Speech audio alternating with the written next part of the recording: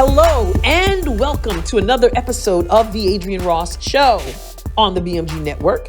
And maybe you are listening at thebmgnetwork.com, or you're on the BMG Network's YouTube channel or a major podcast platform. However you're tuned in, thank you. I'm glad you've joined me for today's political topic. You know, it's 2022, and that doesn't mean it's just a new year, but politically, that means things are about to get hotter because we're talking midterm elections. And can you believe how close it is to 2024 when we'll start talking about the presidency? It's going to get hotter, okay? And today, I want to share with you that it matters to me, and it should matter to you, who's in office. Now, I know that there's a mindset out there that it really doesn't matter because, you know, politics being politics, everybody's the same. And, you know, and then you have the people of faith who say things like, you know, God is in control. So, you know, it doesn't matter who's in office because our reliance is not on man, it's on God. And I would have to agree. God is God and only God can be God. But if you think that it doesn't matter, if you think that God doesn't care who's in office, you better read your Bible a little bit closely or closer. Because who we have in office is absolutely important. So I want to talk today about a particular person because, you know, through the years, I have been asked a question about someone that I've supported from the beginning and continue to support. I've been asked at times, Adrienne, you support Sarah Palin. Why? Now, I don't mind the question, really, because I have the answer to the question. So today I'm going to talk about that because Sarah Palin recently had an interview with Eric Bolling. And at the end of that interview, he asked her about her political future. He asked her if there was any interest in holding office again. And Sarah Palin responded that she would love to. And I have to tell you, I was very, very glad to hear that. Very glad, as were other people, because I've heard from other people who voiced that same gladness of heart. I was very glad because I believe that she is someone we need in office. Now, she said she would love to because she believes that she has common sense principles and ideas that would advance the nation. And she also talked about wanting to help with a servant's heart. When I hear that, and I know that it's true, I get excited. Because unfortunately, the political arena today doesn't always have people who have common sense, number one, and number two, a servant's heart. And I'm not saying everybody in politics is like that. You know, I know some people feel like that you can't trust any politicians, blah, blah. I'm not saying that. There are people who do want to serve. I am saying, however, that it's few and far between, I believe. I believe most people are about power. They're about control. They're about building their political resume only without putting the people first. So, but when you ask me about Sarah Palin, Adrienne, why do you support her? And even now, when she hasn't held political office for many years, why do you continue to support her? Number one, and I'll dig more into that as I go, but I appreciate a person who has a heart to serve, who's not lusting for power and control and a permanent place in politics just for the sake of having that kind of control. I love when there is someone who truly wants to serve. And I know that Sarah Palin fits that description. But before I even get further into that, let's just talk about her record. Okay, so you asked me why Sarah Palin. Explain my support of Sarah Palin. First of all, she's absolutely qualified. She has the resume. She has the background. She has the track record that makes me go, wow, this is someone qualified to be in office. Now, I have no idea what she may have in mind, or if she has anything in particular in mind. I don't know. All I know is Eric Bolling asked her if there was interest, and she said that there was interest and that she would love to. So I don't know what that looks like, but I am saying that she is the kind of person, she has the accomplishments in the background that would serve well to advance, I believe, this nation in a way we need to be advanced in badly. So let's talk a little bit. Let's go back a little bit, okay? I know that there's some people who know this stuff, but I know that there are other people who bought the media mess and they only know what the media fed them about Sarah Palin. And so when I share some of this, some of them will be surprised because they thought that she was the person that the media made her out to be, the mischaracterization. But Sarah Palin, in the state of Alaska, she was a member of city council. She was a mayor. She was a chairman of the Alaska Oil and Gas Conservation Commission. So when she starts talking about energy, and she always says, energy is my baby, right? When she starts saying drill, baby, drill, and talks about, this isn't someone who doesn't know what she's talking about. She's walked that walk. Okay. She also ran unsuccessfully for lieutenant governor, but then became governor, the first woman governor of Alaska, the youngest governor of Alaska. And as such, the commander of the Alaska National Guard. And she was not some obsessive partisan. This is a person who wanted to do right, who wanted to take on corruption, who wanted to serve the people well. And that garnered her nearly a 90% approval rating. Yes, you heard me right. Nearly 90% approval. That's amazing and almost unheard of. But that's what she accomplished. And so for some who've never heard some of this stuff, why didn't you hear some of this stuff? I'll tell you why. Because when she was then nominated, when she was tapped by Senator John McCain to be his running mate to run for vice president, and she stepped on that national stage, people realized that she was someone to contend with. See, Barack Obama was the heir apparent. It was all about the ascendancy of Barack Obama. There was going to be this straight path there. And then when she stepped on the national scene and began to speak, and they began to look at her record, they realized that she was a threat to what they thought was a certain victory. And so the attack dogs came out, and they did everything they could to try to make her look bad, to try to undermine.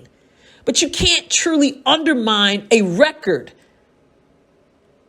If you know what that record is, then you can know for yourself that the media is doing what the media do.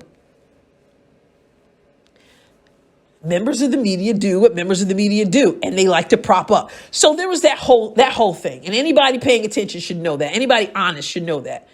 So again, almost a 90% approval rating.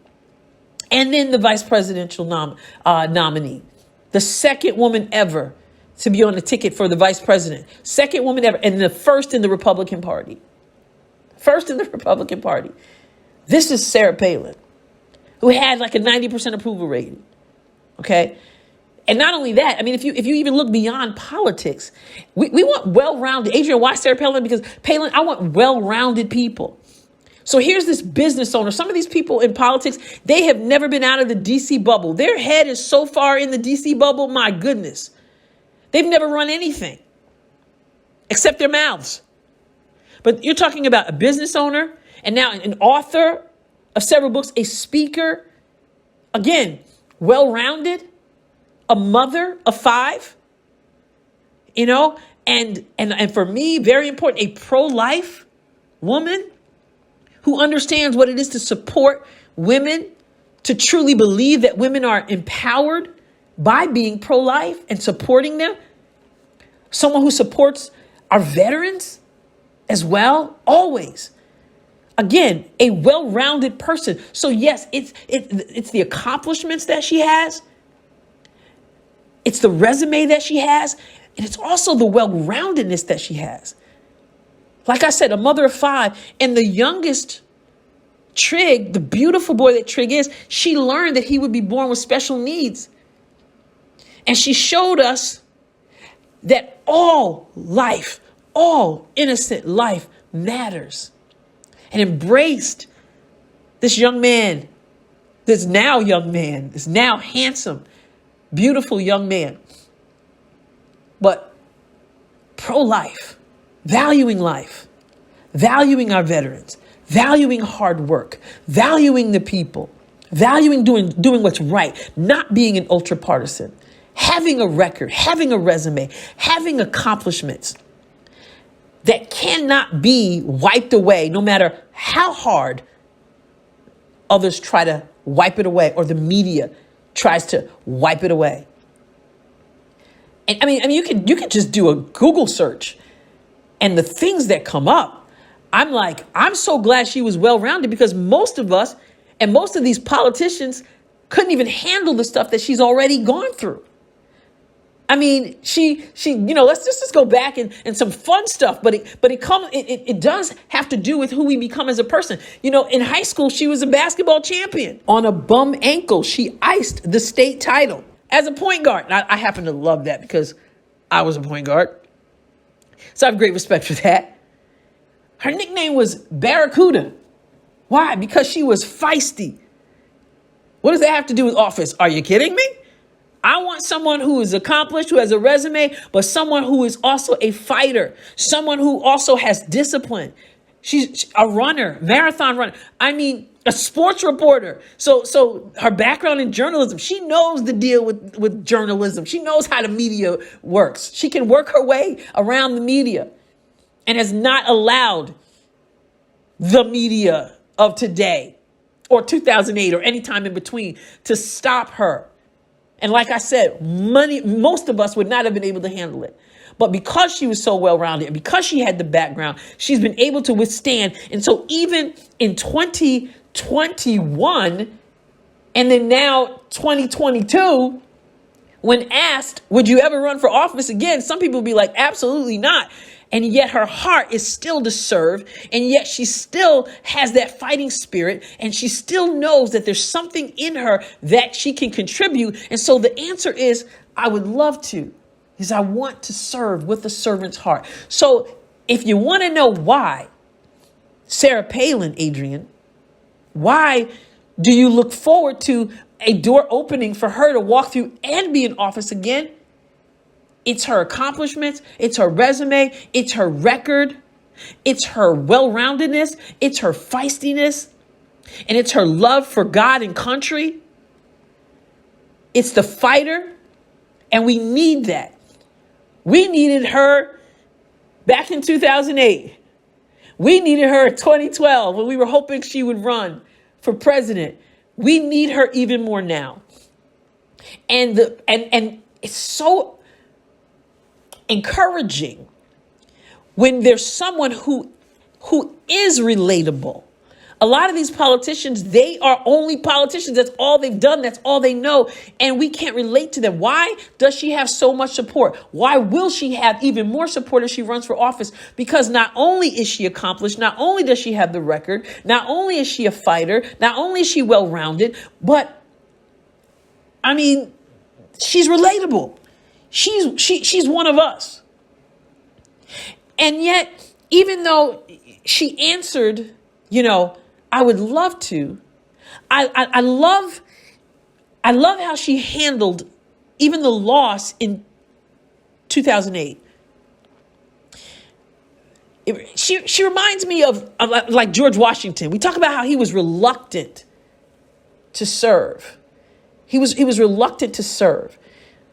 And when you talk about Sarah Palin, here's a person who's willing to serve, but it's to help. It's not like these people. It's not like you see these politicians today. And her answer after the loss in 2008 was, you know what? I don't need a title. And all the questions about 2012, her answer was, I don't need a title. I could go right back to Wasilla and be absolutely happy. That's what she said. And that's the kind of people we want in office. Now we don't want to have to put anybody in a headlock and tie their hands behind their backs and, all that stuff. I mean, there's got to be something in you, and that something is there, because she said, I would love to. But it's not like they're like, oh, I just want power. Oh, I just want control. Oh, I just want that seat in the chamber. That's not there. And it kind of reminds me, I taught for nearly 2 decades in upstate New York. I taught English to 7th graders.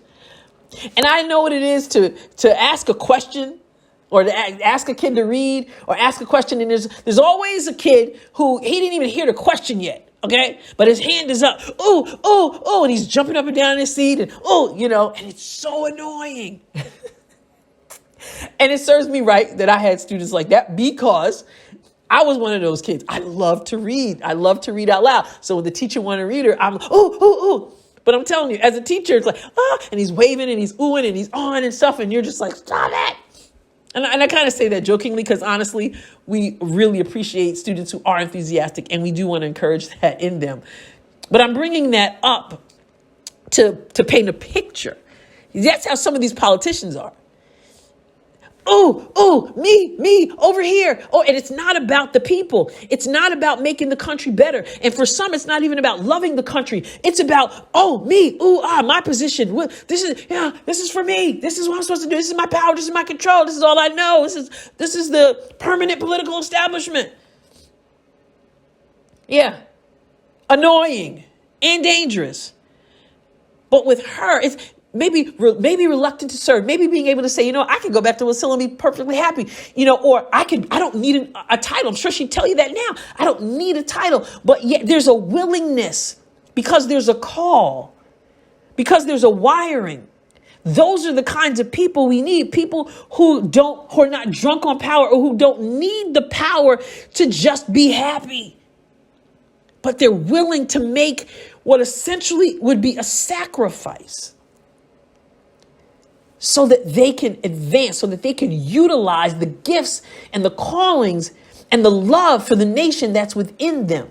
And they recognize that they have a background, that they have accomplishments. Now, people are not necessarily looking for lifetime politicians who have done everything and been everywhere. They're looking, though, for people who do have experience. And I named some of the things.